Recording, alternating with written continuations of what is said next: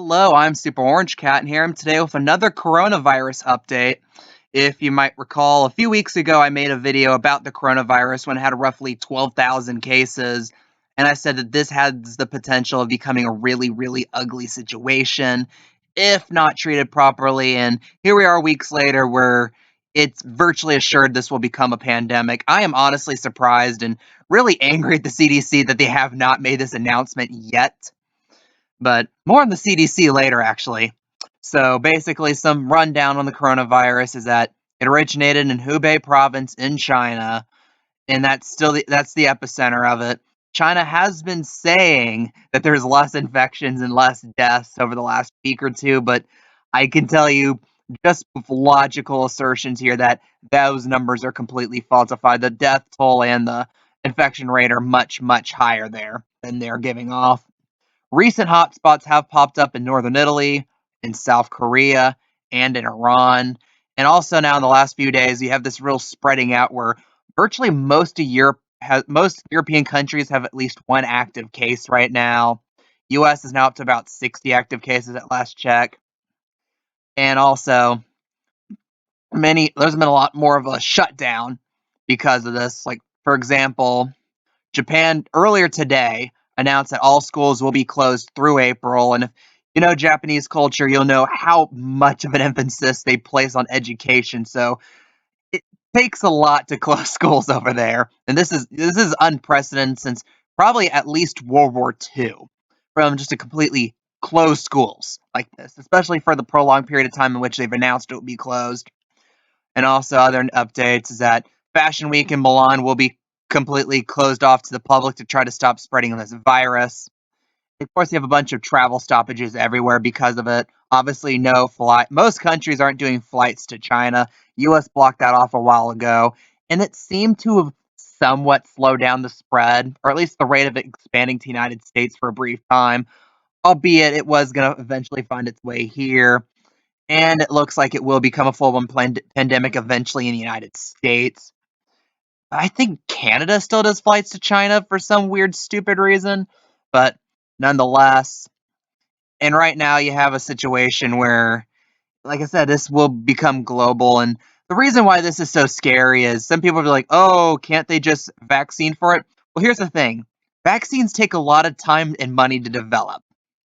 We haven't had that much time. This started, well, its origins come from early December, but really China didn't really say anything about it until like towards the end of the month, which I think was the key reason why it became such a global problem in the first place. So many generations of the virus happened only in China. We got no information about it, so no countries were stopping travel. The reason for this was not as much like to try to hold in the problem, but it was economically motivated from China's perspective. China is in the midst of a trade war with the United States, and if they showed any sign of weakness like that, then they were probably gonna start tanking in the markets, which they are right now. The Chinese markets are miserable, and if you paid attention the last couple of days, the American markets are actually stock markets starting to drop, although there hasn't been any real impacts to the actual U.S. economy to this point. And I think it's about a 50-50 shot this actually even impacts the United States economy. Like, since the United States economy is really humming along really, really well right now, it's going to take a lot, albeit this is the type of thing that could derail it, but I don't think it would to a point where it would lead us to another recession or a depression or anything like that. But again, back to the CDC, and since I'm talking about American stuff, CDC, for some reason, has, up to this point of me making this video, have withheld on labeling this a pandemic. And I have no idea why. Like, we already know that for some stupid reason, we flew in a bunch of people we already knew had it to the United States. The State Department approved that for some weird reason that, I mean, there's a lot of like theories about why they did it. And honestly, at this point, since there's been no real rational explanation for why, it starts lending credence to some of those theories. But nonetheless, CDC really slow on the uptake, and apparently rumors are that patient zero in the United States was actually taken into the US, was believed to have the coronavirus, but since he was asymptomatic, CDC straight up said, oh, let's not test him. So that's part of the reason why it's going to get ugly here. There's going to be other reasons why it's ugly here, since, like I mentioned, it's all over Europe already. So, and also I believe that now 6 continents have at least one case since Brazil had its first official case yesterday. So the only continent without it is Antarctica. So again, and naturally, because we are in an election year, it's 2020, and honestly, we're in such a climate where everything is politicized. It has hit the campaign trail in a way.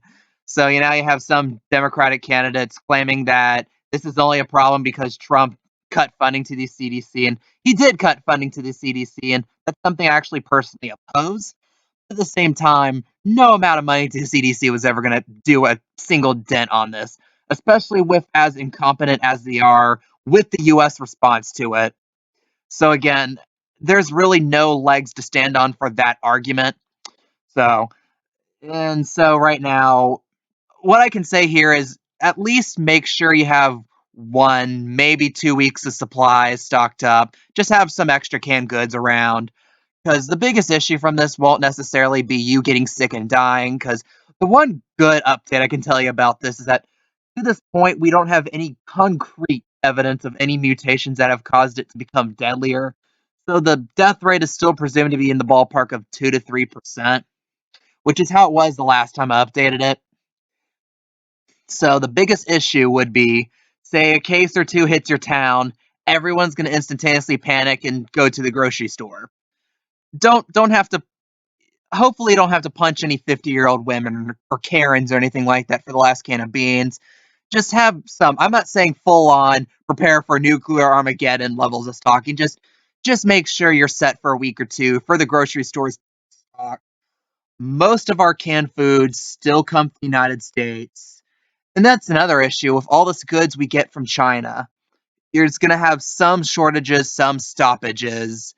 However, it's not going to really impact the way we live that much at all. Considering the US is overall, at least in terms of food pretty self-sufficient, or at least we make more than enough food for ourselves. I mean, US is the leading grain exporter to the whole world. So it's not going to be that type of issue here.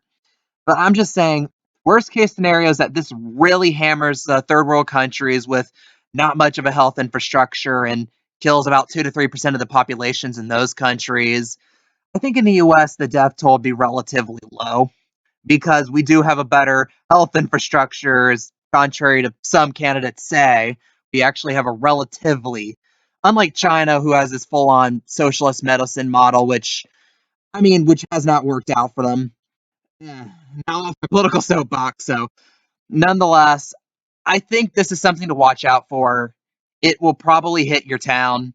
You might get lucky if you're in a rural, kind of out of the way area. You're probably not going to get hit with it. At least if you're not going to get hit that bad as much as like major cities will. Like I gotta imagine cities like LA and New York City are gonna have major issues with this overall, just because of the concept of people just living on top of each other in those cities. But nonetheless, it's one of those things. Just stay calm and be prepared. Like to this point, the majority of deaths still have been either the elderly, the very young, or the immunocompromised. But again, might mutate. And mutations in viruses are completely random. They're absolutely impossible to predict with any real accuracy. So again, just keep prepared. Just pay attention. don't don't do anything that would obviously risk your health, like, sit next to someone who's like coughing on top of you, like obvious stuff like that. Wash your hands frequently. Just basic stuff like that will probably keep you safe in this problem during this epidemic, during this pandemic. So just stay prepared. Best of luck if this actually gets bad. I am Super Orange Cat, and that is all.